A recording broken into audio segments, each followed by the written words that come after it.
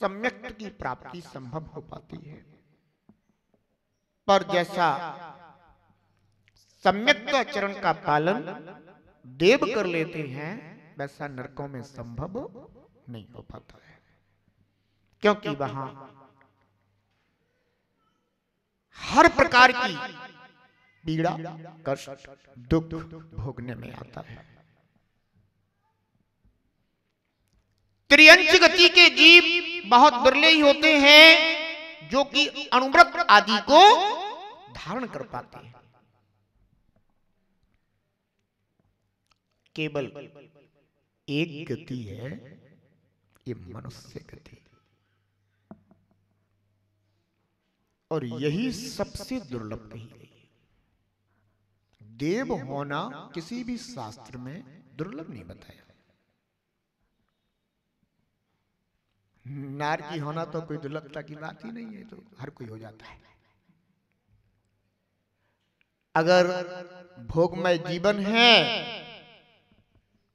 तो नरक जाने में कोई ज्यादा कठिनाई नहीं आती।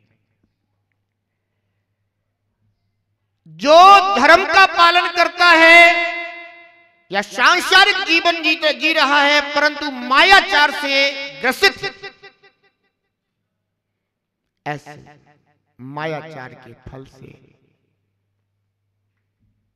त्रिंच गति की प्राप्तियां होती हैं। और केवल मायाचार से ही त्रिंच गति मिलती हो, ये भी कोई जरूरी नहीं है, पर मायाचार की प्रधानता होती है।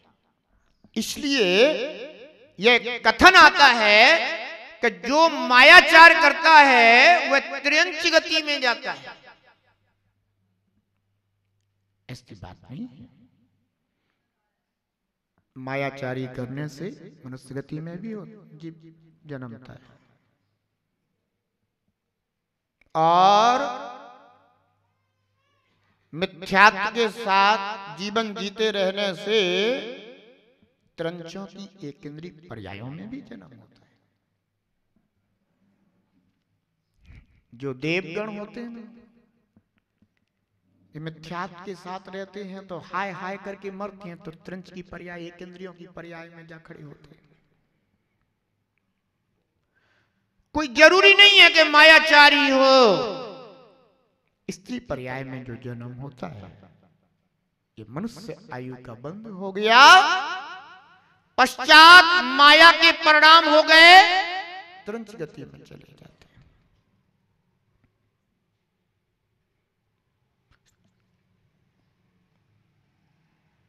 आचार्य भगवान पद्मनंदी स्वामी कहते हैं, भो आत्मन, धर्म दो प्रकार से पालन किया जा सकता है, एक सर्वदेश और दूसरा एक देश। सर्वदेश धर्म का पालन करने वाले निर्ग्रंथ यतिराज होते हैं, और एक देश धर्म का पालन करने वाले ग्रही श्रावक से लेकर के उत्तम श्रावक तक होते हैं। जो यहां पर आ गया ना ग्रहीणा, तो केवल ग्रहीणा यानी ग्रस्त ही इसका पालन करते हो ऐसी बात नहीं है। प्रारंभ बता दिया कि ग्रस्त जीवन से लेकर के उत्तम श्रावक तक एक देश धर्म का पालन अपनी अपनी योग्यतानुसार किया जाता है।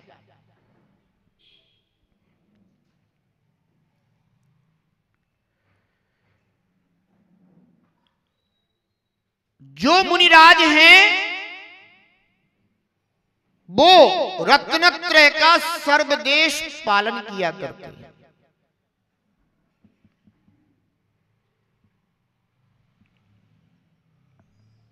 सम्यक दर्शन श्रावक के और मुनिराज के सम्यक दर्शन में कोई अंतर नहीं। जो श्रावक को बताया गया है सम्यक दर्शन का स्वरूप, वही स्वरूप मुनिराजों के भी पालन होता है। हाँ, इतना जरूर है, स्थान जन्य विशुद्धि होने के कारण विशेषता।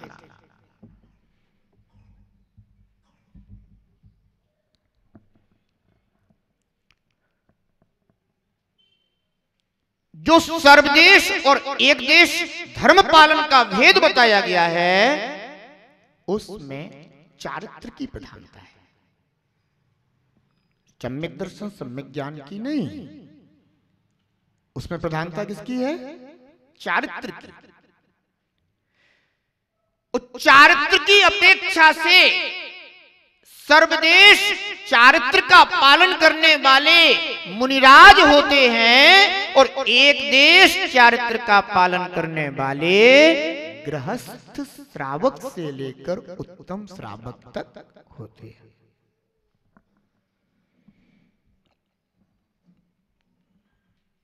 बंधुओं,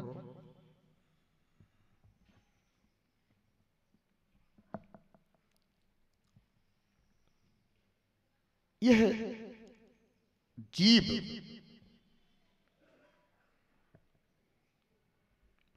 अहिंसा धर्म को जब तक प्राप्त नहीं होता तब तक इस जीव की व्रत प्राप्त नहीं होती।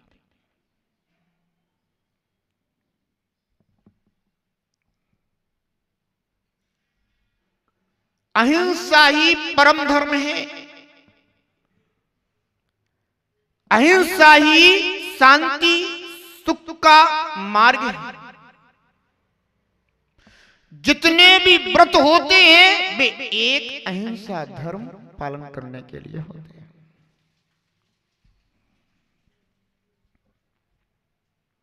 क्योंकि यह जीव आज तक अहिंसा को प्राप्त नहीं हुआ। जीवन में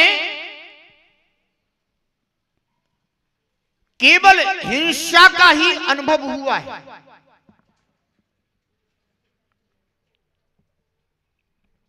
दुनिया में जितने भी लोग हैं वे किसी न किसी निमित्त से स्व को और पर को केवल दुख देने रूप आचरण किया करते हैं। और चाहे स्व को दुख हो और चाहे पर को दुख हो, है हिंसा।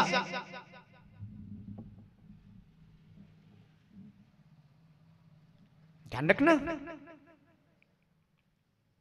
दुख की अनुभूति अगर है तो समझ लेना कि हिंसा का ही परिणाम है।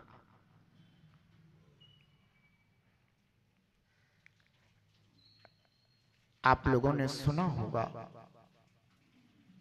पढ़ा होगा कि शास्त्रों में ऐसा कहा गया है कि कभी किसी का दिल दुखाने वाले वचन मत कहो, क्योंकि दूसरों का दिल दुखाना हिंसा है। बात सीधी सी है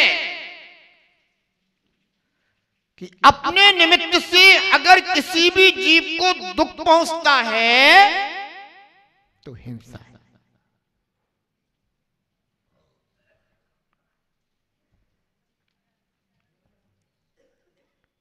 अब उसमें भी फिर विशेष विशेष भेद होते हैं। वो ऐसे, एक तो कर्तव्य में दिल दुखता है, एक अकर्तव्य में दिल दुखता है।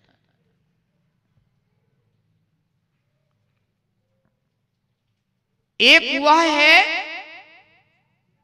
कि जो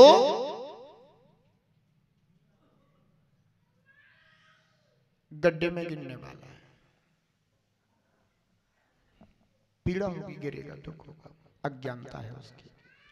दूसरा, अगर उसको एकदम से देख करके जोर से उससे बोला, कुछ भी बोल दिया मान लो उसके मुख से, हो सकता है कि उसके लिए ये भी निकल गया कि अंधा है क्या तू, देख नहीं रहा क्या।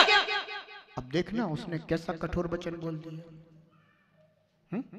क्या बोल दिया कि अंधा है क्या तू, देख नहीं रहा क्या तू। अब उसको ये शब्द सुनकर के तो दुख तो हुआ, पीड़ा तो हुई है कि तू कैसा बोल रहा मेरे से। पर उसका उस समय वह वचन उसके दिल दुखाने के लिए नहीं है। अभी तो उसका हुआ वचन उस समय इसलिए है कि एन कैन प्रकारन कैसे भी हो रुक जाए, और मेरी बात को सुन ले।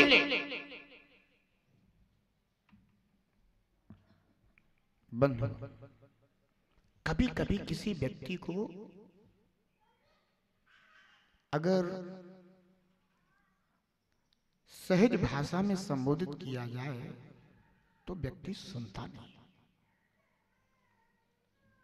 और थोड़ी सी अगर हटकर भाषा का प्रयोग कर लिया जाए तो व्यक्ति सुन भी जल्दी लेता है और फिर देख भी लेता है, और फिर उसको वह थोड़ा सा जवाब देने के लिए रुक जाता है। उस व्यक्ति का क्या प्रयोजन रहा कि अंधा है क्या तू, देखी रहा ये रुक जाए, भले ही जवाब देने के लिए रुके पर रुक जाए, क्योंकि अगर आगे कदम बढ़ा दिया तो एक कदम भी आगे बढ़ने पर तू गिर जाएगा।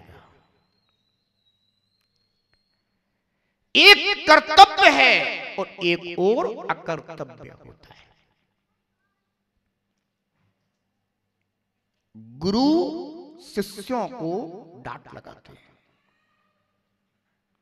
और जिस समय वह डांट लगा करके शिष्यों को संबोधित करते हैं तो अगर सामान्य जन भी सुने तो कहें कि लोग, हम तो सोचते थे कि महाराज लोग तो हित मित और प्रिय वचन बोलते होंगे, पर इन्होंने तो देखो तो महाराज को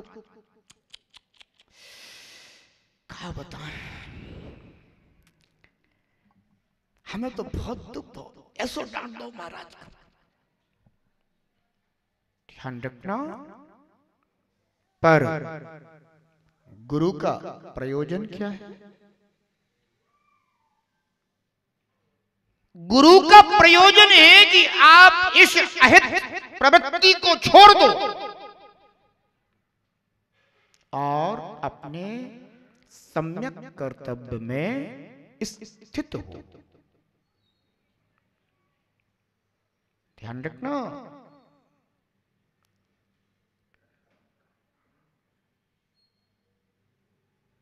तो कर्तव्य के लिए अगर किसी को पीड़ा भी हो जाए तो भी भगवान महावीर कहते हैं कि ये हिंसा नहीं है, यह तो अहिंसा का ही पालन है।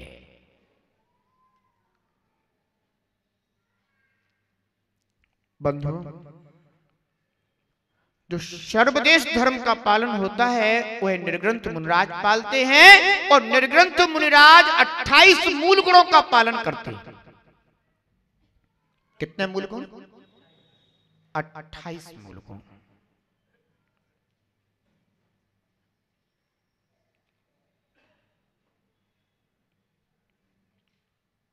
मुनिराज के मूल गुण 28। उपाध्याय परमेष्ठी के 3 कम होते हैं क्या उनके? अरे 28 तो होते ही हैं,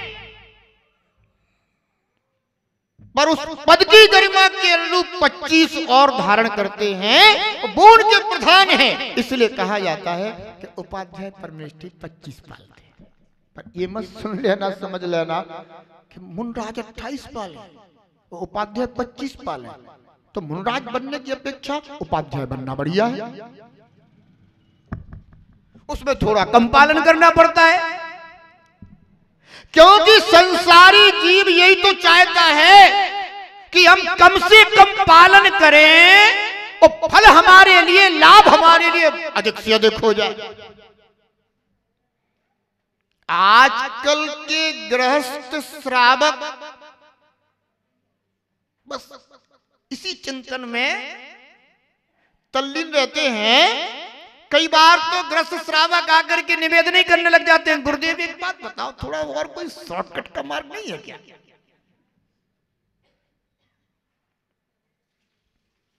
और बंधु, इस कलिकाल में, इस पंचम काल में अगर किसी के लिए सुख सुविधा मई,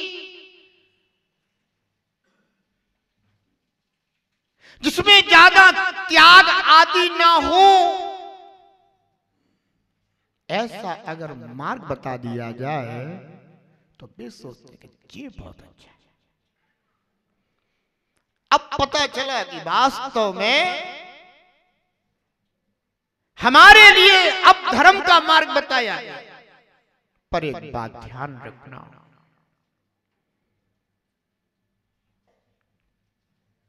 जिसका उद्देश्य सफल होना है, सफलता प्राप्त करना है, उसका उपयोग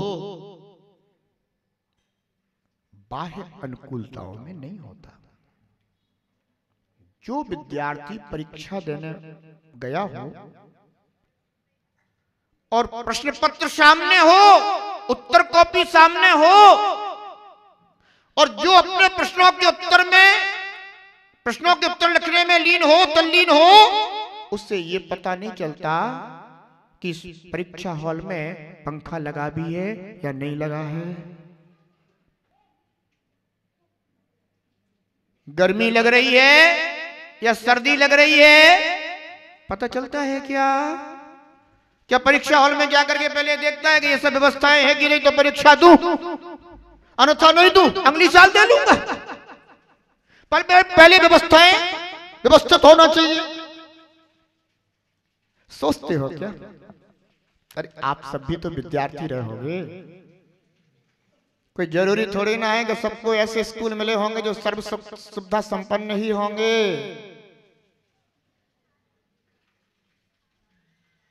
आप ऐसे भी स्कूलों में पढ़े होंगे कि जहां लाइट भी नहीं होगी, पंखा तो दूर की बात है, पर आखिर आपने वहां भी अध्ययन किया होगा, मेहनत भी की होगी, श्रम परिश्रम भी किया होगा, और आप वहां से सफल भी हुए होंगे। तो अब विचार कीजिएगा कि अगर आप विद्यालय जाते हैं तो ये सब आप दुख कष्ट सहने के लिए तैयार हैं, पर धर्म के क्षेत्र में, धर्म पालन करने के लिए आप इतना क्यों सोचते हैं? अरे उस विद्या का फल तो केवल आपके लिए इस जीवन तक ही मिलेगा, पर धर्म का पालन करने का फल आपको इस भव से लेकर के अनेक भवों तक प्राप्त होगा। इसलिए बंधुओं, कभी छोटे मोटे ये जो त्याग होते हैं, अरे इनसे कभी घबराना नहीं चाहिए। इन्हें तो और अपने आत्मशक्ति को जागृत करके धारण करने का संकल्प भीतर जगाना चाहिए।